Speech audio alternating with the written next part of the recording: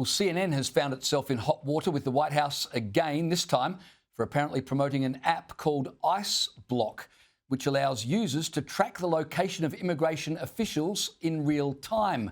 Nothing says journalistic integrity quite like handing out a digital map to help people dodge the law. The network reported on the app as if it were the next big thing in community safety. ICE raids and mass deportations. One tech developer is pushing back with an app designed to track ICE activity in real time. It's called ICEBlock, and it's controversial to say the least. Now, the White House press secretary, Caroline Leavitt, found out about the situation during a press briefing. Here's how that went down. We haven't seen the clip. We'll take a look at it, but certainly it's unacceptable that a major network would promote such an app that is encouraging violence against law enforcement officers who are trying to keep our country safe. ICE Acting Director Todd Lyons was quoted in an official statement saying, and I quote, "CNN's promotion of an ICE spotting app is reckless and irresponsible. Advertising an app that basically paints a target on federal law enforcement officers' backs is sickening." And Border Czar Tom Homan was asked about the situation, and here's what he had to say. It's disgusting. I mean, I cannot believe we're in a world where the men and women who enforce the law are the bad guys, and one who broke the law, they're victims. And I think DOJ needs to look at this and see if they're crossing that line. I think we need to send a strong message that we need to protect our law enforcement personnel.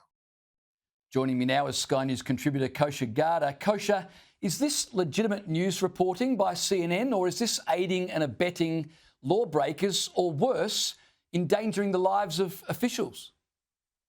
Good to be with you, James. You know, I think from a legal perspective, they're probably not in legal peril because they are just reporting on something as unsavory as the reporting may have been about an app that's out there.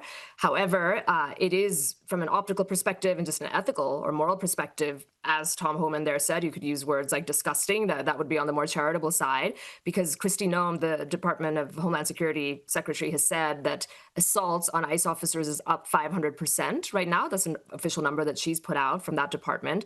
And these kinds of things only aid and abet that. So it's not great. This is ultimately for CNN a battle of the narrative where they are losing that battle because this issue, Trump has totally consolidated the base. Everybody's on the side of the ICE officers, and his issue of getting these people out of the country, illegal aliens and criminal illegal aliens out of the country. And CNN is trying to see if they can somehow regain and reframe that narrative. But I think it's a sinking ship for them.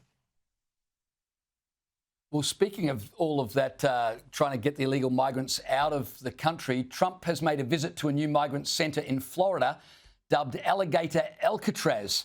The site features hundreds of security cameras, 28,000 feet of barbed wire, more than 400 security personnel. And during the visit, President Trump made this observation about Joe Biden. Have a listen. If any of the news claims they're keeping him out in the hot, humid South Florida, that is wrong. It's probably 62 degrees here, to be honest. Or 72. Hey, Biden wanted me in here, okay? He wanted me. It didn't work out that way, but he wanted me in here.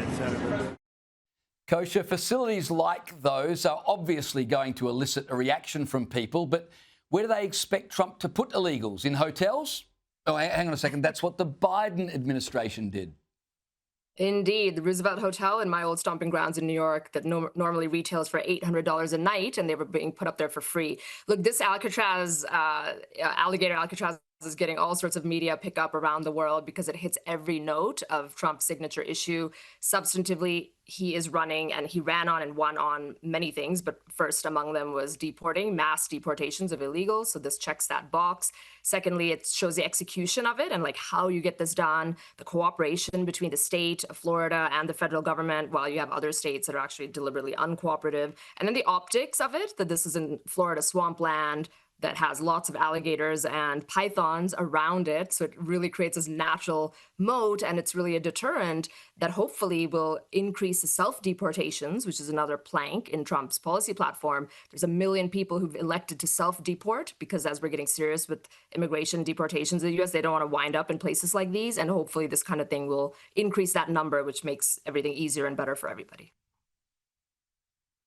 I was going to make the point, Kosha, that even if no one ends up in that facility, it may well work by making people think, you know what, I'd rather just self-deport than take my chances in Alligator Alcatraz. Trump is nothing if not a showman who knows how to create images to shift public opinion. So there you go. Kosha, sorry I didn't have more time with you this evening. Maybe next week, but thanks for joining me tonight. I really appreciate it.